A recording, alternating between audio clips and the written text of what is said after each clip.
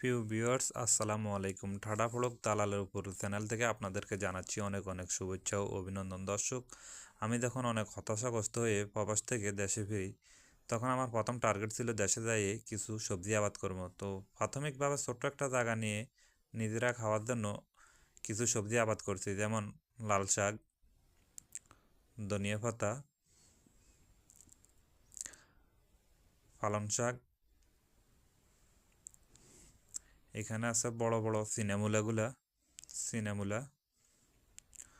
পাশে আছে কফি মূলা, জাপানি কফি মূলাগুলা। এরই পাশে আছে সরিষা পাতা। এরপরে অনেকটুকু জায়গা বাকি ছিল, ওই জায়গাখানের মাধ্যমে বাদাম রোপণ করেছি। অলরেডি বাদাম গাছে উঠে গেছে। তো আলহামদুলিল্লাহ, প্রবাস থেকে আসার পরে অনেকটা হতাশা নিয়ে আসছি। এই হতাশার মাধ্যমে সাফল্য হচ্ছে, নিজে কিছু সবজি আবাদ করছি এবং এগুলা থেকে প্রতিদিন টাটকা সবজি খেতে পারছি আলহামদুলিল্লাহ। তো এখন আমাদের ছোট একটা ফ্যামিলি, এগুলো খেয়েও শেষ করা যাচ্ছে না।